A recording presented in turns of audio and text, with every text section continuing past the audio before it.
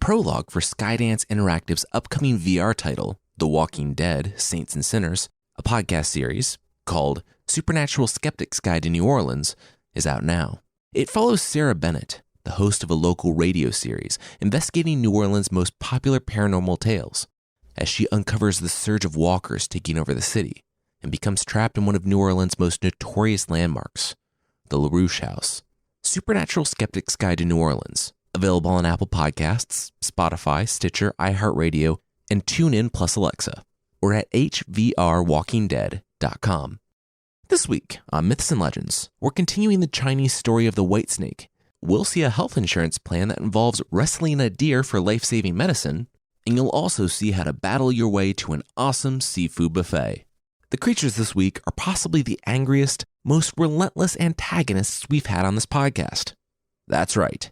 They are the little ghost turtles.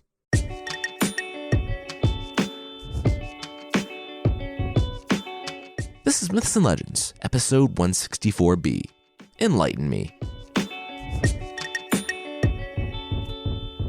This is a podcast where I tell stories from mythology and folklore. Some are incredibly popular stories you think you know, but with surprising origins. Others are stories that might be new to you, but are definitely worth a listen. Previously on the podcast, Xian, in a past life, saved a demon, one in the form of a little white snake, and changed the course of her life forever. The white snake, who would come to be named Lady Bai, learned that Xian had been reborn, and so she was going to find him and marry him to repay the kindness he had done to her and help him out on the road to enlightenment. She recruited another demon, another little snake, to her cause, Little Blue, and ended up marrying Xian, who I'm just going to be calling Xian from here on out because the other one is very hard for me to say. Xian ended up as a successful pharmacist, and the demons, not quite able to suppress their bad sides, robbed a shipment of sandalwood, which attracted the attention of a monk by the name of Fahai, who visited Xian and gave him a potion to give to the sick Lady Bai, who showed her true form to her husband. Xian then died of a heart attack.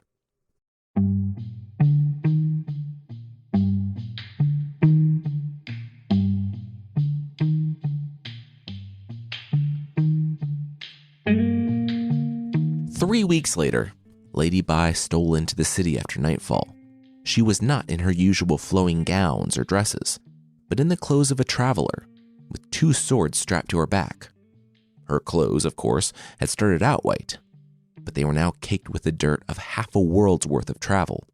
It had been a long trip. When Xian collapsed, she knew there was only one thing to do. In the palace of the Southern Pole, there was a plant that would heal him. Even though it was guarded by the fearsome boys, Crane and Deer, who were a crane and a deer, it was what she must do. She rode clouds when she could, and before long, she was at the South Pole. Seeing the flower, she leapt over the sleeping deer, and grabbed the flower. When he woke up, she broke down crying, explaining the whole situation, and the deer was actually pretty cool. He said that Lady Bai's words had moved him. He let her go, but told her to watch out for his brother. That guy was a jerk. Cue the flapping of wings, and the giant crane, named Crane, fluttered down from the sky. He had Lady Bai in her snake form when one of the immortals intervened. Old Graybeard wouldn't even look at the white snake, saying that Crane, the crane, was to let her go. Xian was supposed to wake up, so they would let her leave. Don't worry, though. Even though Crane had to let her go today, she would be defeated at a later time by another. The white snake didn't tarry, slithering off before the immortal changed his mind. But the words stuck with her. Who was it, then, who would defeat her? Back in the city, she found Blue still caring for her husband, though the story says he was dead, and it had been a number of weeks, so I'm not sure what she was doing beyond coating the room with Febreze. Before Lady Bai crushed up the herb, Blue stopped her. Xian had seen a white snake. Lady Bai nodded. She tossed a handkerchief on the floor, waved her hands, and it became a living, breathing white serpent. "Whoa, cool," Blue said. "Yeah, sorry in advance," Lady Bai said, and then snip, snip, snip, snip, snip, snip. Both snakes in human form looked at all the bloody snake bits on the floor. So is that like murder for us, or? Blue asked. Who's to say? All right, let's wake him up, Lady Bai said. She was hiding her swords, tossing her traveling clothes into the fire, and throwing the snake bits out the window before picking up her husband. They laid the prone form of Xian out on the bed and gave him the elixir. He woke up screaming, pointing his finger at Lady Bai and Blue. Demons, they were demons. Lady Bai smiled and hugged him, but he pushed her away. Blue said that he might want to check his attitude. If it wasn't for her, he'd be dead. Xian said he had seen it. He had seen her show her true form. Blue asked if he could rise, and he managed to. They led Xian over to the window and asked him to look down into the garden. What did he see? He looked down. Snake bits. He saw white snake bits. Wait. Lady Bai said that he had discovered a serpent in her room and bravely passed out. Blue came in with a knife and cut it to pieces. Lady Bai, though, called in all the favors from any of her father's old connections to get him the medicine he needed. He was in a coma for weeks, but he survived. She smiled and held her husband. Xian sighed. Well, he felt like an idiot. He apologized to his wife and her servant. It was obvious that he was in the wrong here. He thanked her for going to such lengths to save his life. He went to go speak with his assistants and to see how his business was doing after the extended, unplanned vacation. Lady Bai and Blue looked at each other. Huh. Well, that was easy, they thought. Things returned to normal, except about a week later, they received a letter from some monk named Fahai. Xian had shaved his head and taken his vows. He was leaving Lady Bai forever.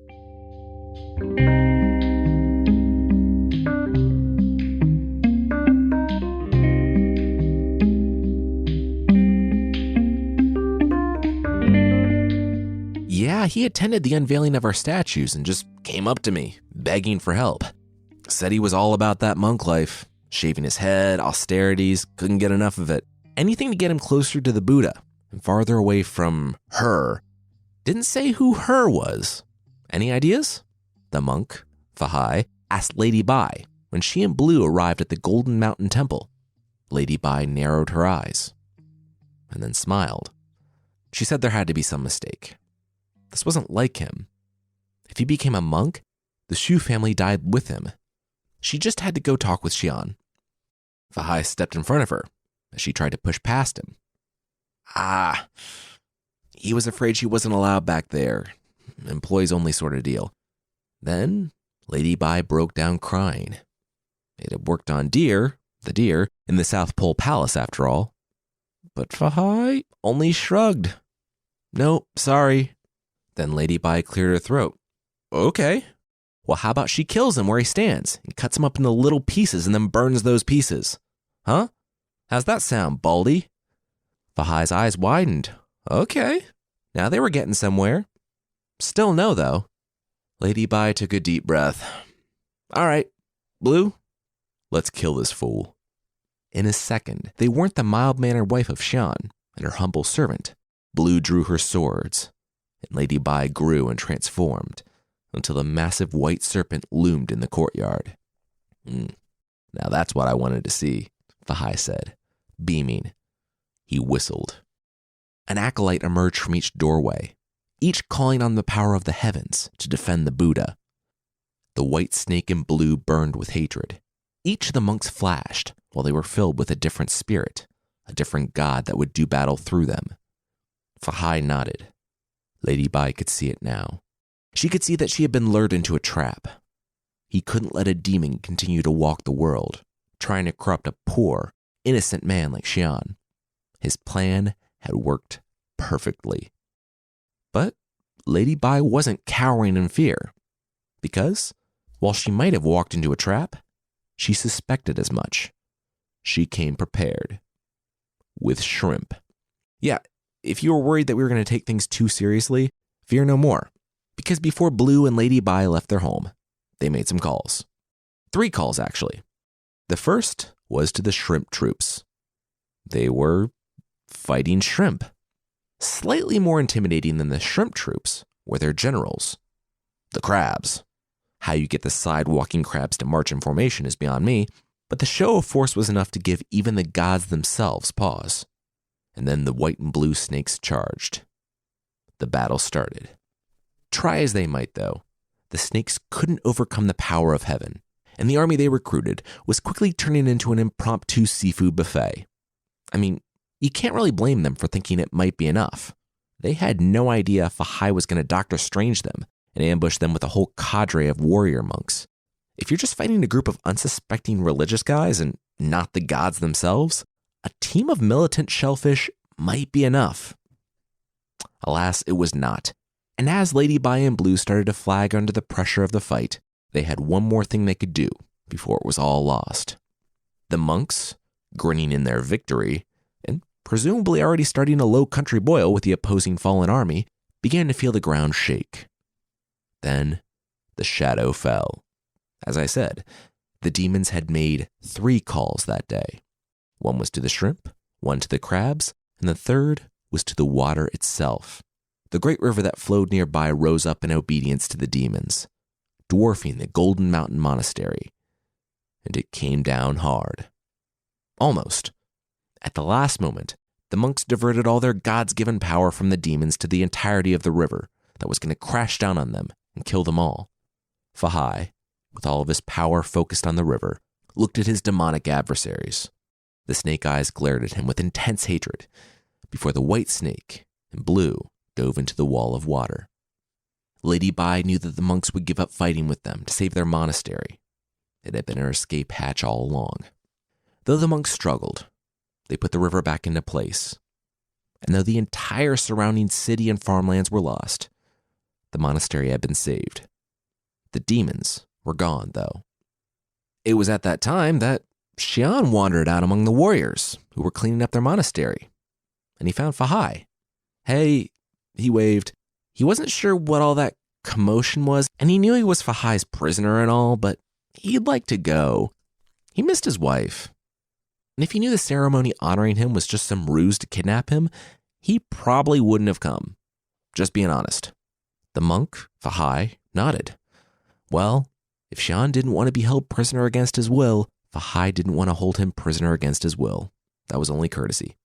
Xian was pretty sure that something in that sentence didn't make sense, but he felt like he was being released, so he didn't press his luck. He just nodded and asked to go home. Fahai said he didn't want to go home. 1, his home had been completely destroyed by the flood just now, and 2, his wife wouldn't be at home.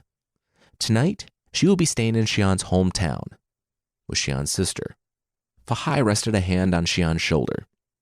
He would take the pharmacist there, but first, Fahai had something to tell him. When Lady Bi has the baby, Xian would see Fahai again. Xian nodded. Cool. Hey, could he get some shrimp for the... Wait, baby? But neither his to-go request for shrimp or more information on the baby went answered because the monk pushed him backward through a portal and he fell down, sprawling out on the broken bridge in his hometown.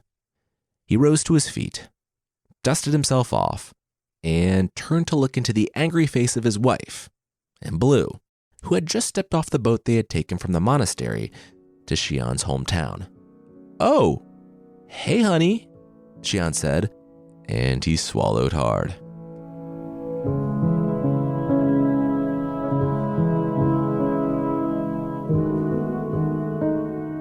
Their pharmacy was gone. Their millionaire VC was gone. Everyone and everything from the life they had built had been consumed by the flood that the snakes had used in their escape from the monastery. Lady Bi berated Xian for even going to that place, for abandoning them. The blow was softened a bit when she learned that it was more of a light kidnapping. I mean, Xian didn't try to escape, but he had several strong words for Fahai.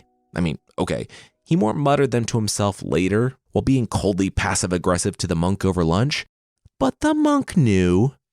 Besides, if Xian had stayed home, he would have been killed by the flood that swept through and destroyed their town. Right? The snakes in the form of women looked at each other. Yep, that flood was just an act of God, not the result of a couple angry snakes with a shrimp army having it out with god monks. Fight over. Let's not dig any deeper here. For the second time in 2 hours, Xian didn't press his luck. He never won fights. So, other than being kidnapped by a monk and having their entire life aquatically dismantled, this was a pretty good day. Oh, and she's pregnant? Awesome, right? Lady Bai blinked twice. She's what now?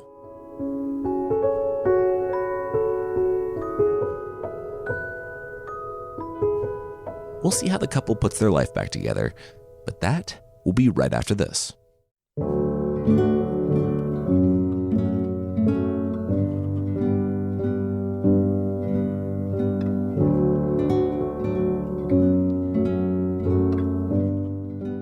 Lady Bai was pregnant, a development that was confirmed a few weeks later when they were staying with Xian's sister and Kat brother-in-law. Soon after they arrived, the awkward conversation came up, and Lady Bai humbled herself before the woman, begging forgiveness for Xian's 3-year exile. The sister shrugged. Why? It's not like she had anything to do with it. That was before they met, right? Lady Bai's eyes widened. Yep, yes, absolutely. Xian's Kat brother-in-law nodded. Seriously, honey? Those women were in white and green. These are white and blue. Totally different. No, they were white and blue too, Xian said. Then he turned to his wife. Why was she elbowing him? So I'm pregnant, Lady Bai said to divert the conversation before it went down too uncomfortable of a rabbit hole. Everyone's face lit up as they congratulated Lady Bai. Then Xian's sister spoke up, saying that she might as well compound the good news. She was pregnant as well. She just found out. It was obvious from heaven that the sisters by marriage would be pregnant together. As time went on in the house, the couple got along well. As they were escaping the flood, Lady Bai and Blue managed to sneak through their pharmacy and grab enough cash as the floodwaters flowed, so that the family didn't have to work for the time being. There were countless drowning people around them, but just grab some walking around money. Blue consulted the oracles and found that Xian's sister was going to have a girl. And since Lady Bai was a 1,700-year-old demon, she knew the sex of the baby growing inside of her, so she approached her sister-in-law with an offer. Why not button everything up now? Boy and girl, was there any question? They should get married when they're old enough and born. The sister somehow replied that she had been thinking the exact same thing, and the marriage was arranged.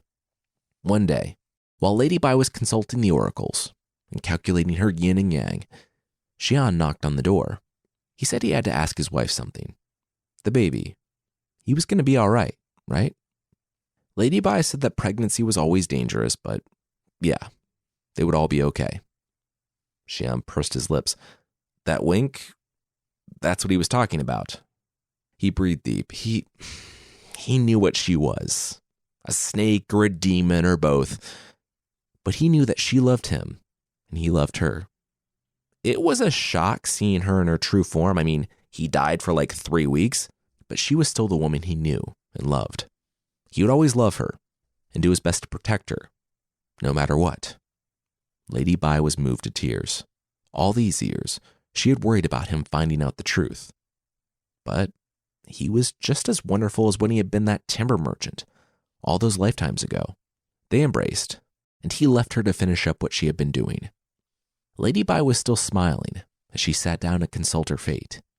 She couldn't believe that she had been so lucky, so blessed, twice. She sighed, and then her smile disappeared. No, that couldn't be right. She calculated everything out again, but it came back the same. A third time, and Lady Bai sat there in shock. There was no way around it. Her downfall was coming, and it would arrive by her husband's hands.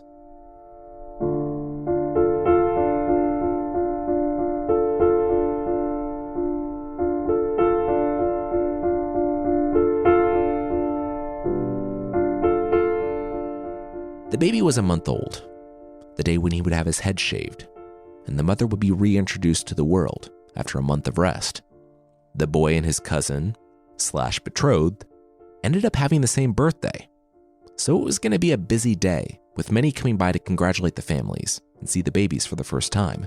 For the 2 children that had lost parents at such a young age, they now had families of their own. Things were going to be all right. Except for Lady Bai. She panicked. Today was the day. It was the day she had been fearing, the day Xian would bring about her downfall. He was in her room as someone at the entrance announced the first visitor. She gripped Xian's hand. Please, today, he had to stay with her by her side the whole day. He said that was rude. They were going to have a lot of people over today, and he needed to be greeting guests.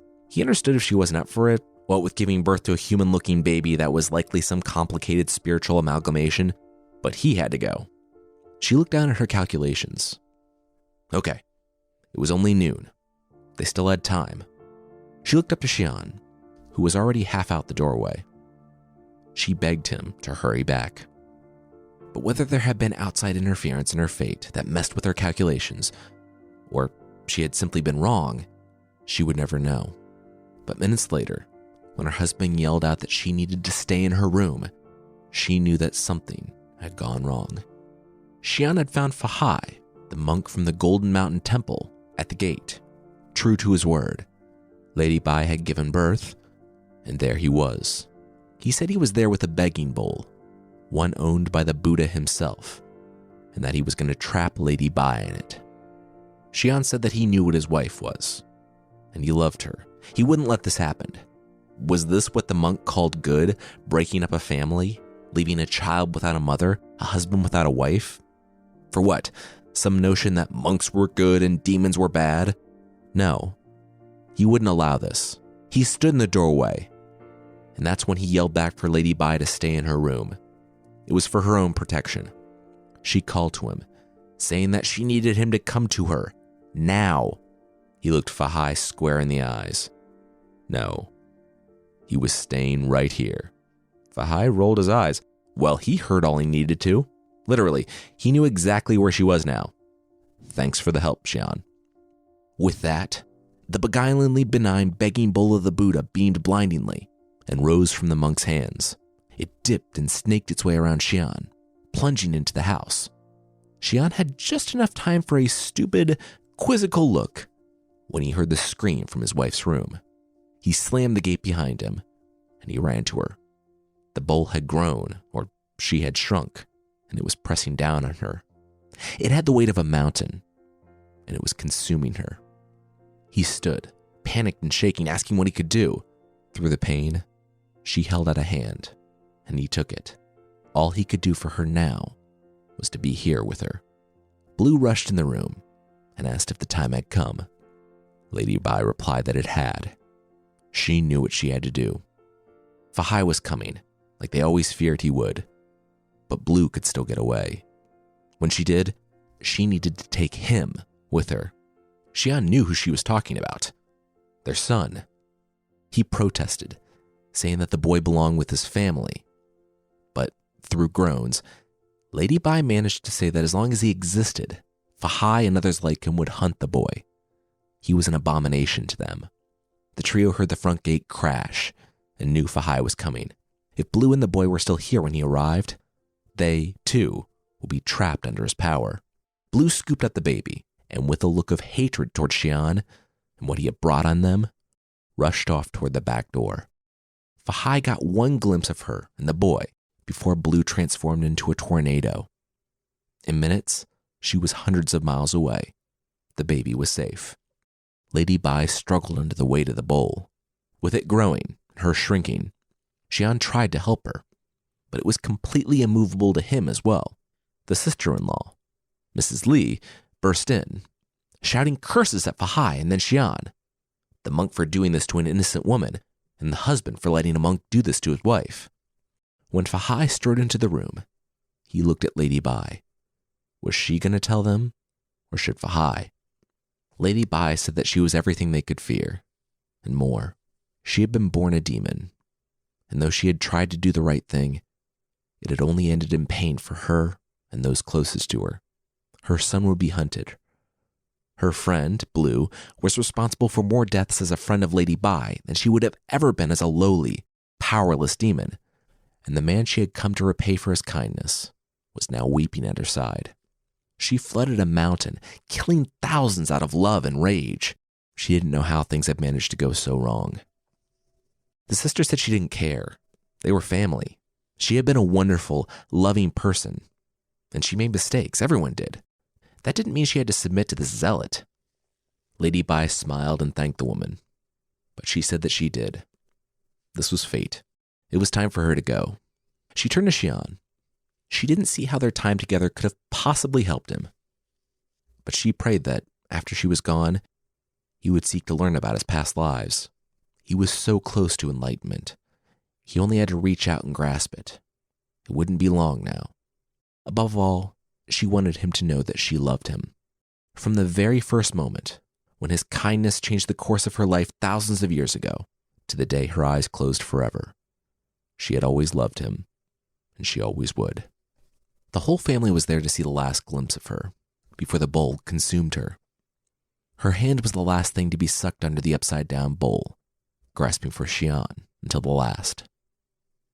Xian wept for his wife as Fahai stood there, hands on his hips, the triumphant conqueror. He said he had done it. The evil was vanquished. He effortlessly scooped up the bowl, revealing the sad, tiny snake trapped in the center. He looked on the rest of the room and, with a nod, left. No one fought him. No one could. The Thunderleaf Pagoda stood 5 stories tall, with 8 sides, a massive building for its time. In the caverns underneath the building, Fahai took the bowl. He waved his hand, and a hole opened up. He dropped the tiny white snake in without a second thought, and the ground closed around her. It was over. But it wasn't. Out there, somewhere, Blue was cradling Lady Bai's son, a being of untold power who had his family destroyed by the monk, over the injustice done against one of their own. And Xian, well, Xian was finally taking a step of his own. A man who, for so long, had been pulled along, a passenger in his own life story, made a decision of his own. After another round of scorn from his sister, for losing his business, his son, and his wife, for having nothing because he fought for nothing, Xian made a choice. He cut his own tear-soaked hair off and stole out the window with nothing but the clothes on his back. He would grow in wisdom and power. He was going to become a monk, find Blue, his son, and together, they were going to rescue Lady Bai.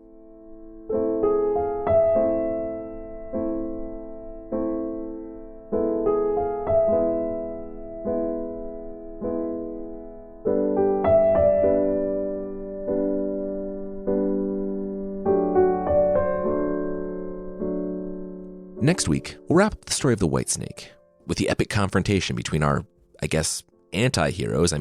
They're fighting for a demon, and the antagonist, who is actually a monk trying to bring a demon who's responsible for the deaths of thousands to justice. If you'd like to support the show, beyond leaving a review on Apple Podcasts or telling a friend, there's also a membership thing on the site. For less than the price of, the very real funeral home cologne that smells like a funeral home, you can get extra episodes, source pack ebooks, and ad-free versions of this show that don't smell like flowers mixed with formaldehyde. I'm serious, I have no idea why this exists. Check out support.mythpodcast.com for more info on the membership.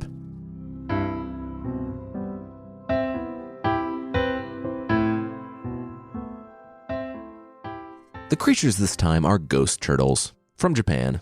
More specifically, they are suppon no yūrei.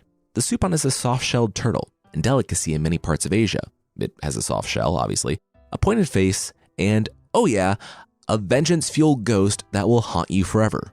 In addition to reportedly being tasty, the suppon has a number of supposed properties that make its meat sought after. It supposedly gives an energy boost, virility, can make your skin look and feel better, can cure hemorrhoids, and sometimes people mix the suppon blood with sake for their health. The turtles, though, are not happy about this. I don't know what the threshold is for incurring the wrath of a vengeful ghost turtle, but once you cross it, you know, because the ghost of a turtle you have killed or eaten will take possession of you. And then a variety of fun things will happen. Your face might scrunch down to that of a suppon. Your skin will get slimy and scaly, and you'll sprout a soft shell of your own, becoming the very thing you slaughtered so much of. There are many different ways the ghost turtles can hassle you, though. One story tells of a store where, night after night, the owner was accosted by a swarm of spectral turtles, dragging him down into a cold, murky darkness until he repented of the practice and swore off killing turtles. Another story tells of a man who caught suppon for a living, having a son who was born with webbed digits, long, pointed lips, and big turtle eyes. He could only eat worms. Still more stories tell of ghost turtles possessing other Japanese creatures in like a weird Russian nesting doll situation of malicious Japanese ghosts. I found one place that talked about it taking possession of a taka-nyudo, a giant, angry priest out to scare you on the road. The taka-nyudo is pretty innocuous and just tries to scare you, growing as fast as you can look up at it. The key for getting rid of the giant priest is just to not look at it, and it'll get annoyed at losing its chance to grow and just walk off in a huff. If it's possessed by an angry turtle though, all bets are off. Some good news though, if you just eat the turtles occasionally, then unless you're really unlucky, the ghost turtle just isn't interested in you. It's out for the big catch, the people that are catching the turtles or the restaurants that kill and cook them. If, when seeking to cure your hemorrhoids or other various medical conditions, you find yourself possessed by a ghost turtle, good luck. The curse of the ghost turtle is one of the most difficult to break because this thing will just never let you go. I mean, maybe you could say you're sorry, but even that looks like it only works part of the time. On the plus side though, in a weird little monkey's paw turn of events, if you become a giant soft-shelled turtle, continually on the run from your friends that are hunting you for your sweet, sweet turtle meat, you probably don't care so much about your hemorrhoids or virility issues. So, silver lining.